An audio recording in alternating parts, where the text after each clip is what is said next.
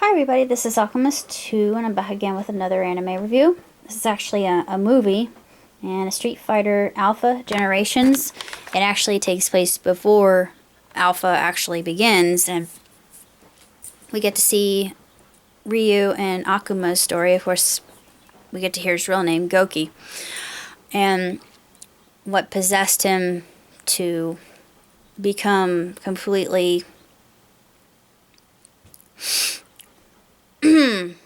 possessed by the Dark Hado, and it just shows what vengeance and greed can do to corrupt a soul. And his only purpose in this life or any other life is to become the greatest fighter the world has ever known. And Ryu has the same bloodline, and it goes into his origin story, and we get to see Sakura in this one, and Ken as well. Ken really doesn't play a big part in this particular one. It's more focused on Ryu, and honestly, it's really good, but I would like to see a Street Fighter film with more of the characters. Like Chun-Li was always one of my favorite characters when I played the video game growing up. She was just, the bomb. She was my favorite, of course, other than Vega. But those are my two favorites. Everybody wants to play Ryu or Ken. Yeah, I can understand that as the two main characters. I get where you're coming from, but there are other characters involved too. And I want to see their stories as well, but I don't have the money to afford further Street Fighter anime, sadly, but this was my introduction to it, and I have to say I really enjoyed it.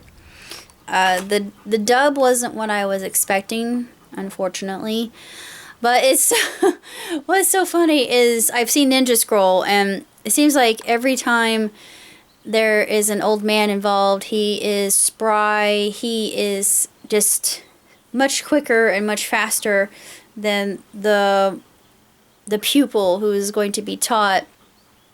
And Ryu, he he ends up at the dojo not knowing what he's getting himself into, and it's sort of like, since when did I agree to this? What are you doing to me, old man? And of course, at first they start out with this epic battle, and then they become friends. And it reminded me so much of Ninja Scroll, because Duck-On did the same thing. I thought, it always has to be a solitary monk that gives advice to this apt pupil, just avid, eager young man who wants to learn all he can about my particular fighting style, and hopefully not become consumed by the Dark Hado in the process. And it's because of his bloodline and all this, but it's a very good story, and I have to say the live action version of it was awesome. The one that Japan did, not the one that we did. The one that we did is ridiculous. They did 1 and 2, and any video game movie has been lackluster. I hate to say it. I mean, Ratchet and Clank, I didn't see it, but I wanted to, but I just thought, no. And World of Warcraft just really didn't interest me. I wanted to see Assassin's Creed, but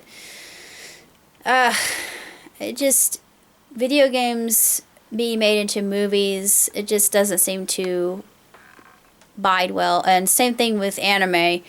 The anime that have been made into movies through the United States just didn't do very well. That's why I'm kind of leery about GITS, even though I'm a huge fan of GITS. I'm probably going to see it anyway, even though I know it has nothing to do with that particular timeline. It's an entirely different story in and of itself, and I like Charlize Theron. Don't hate, okay? She was the only anime I've turned into movie that she did very well in was Aeon Flux, and it was sensation. I absolutely love it. Was just a tremendous film. It transitioned so well into a live action film. I absolutely loved it.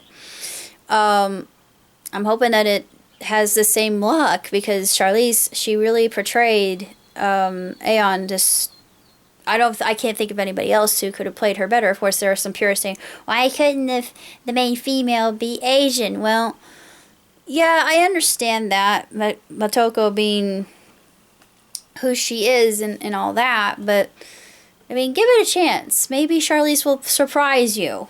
She did me in Aeon, believe me. I was not expecting that to be so unbelievably, spectacularly good.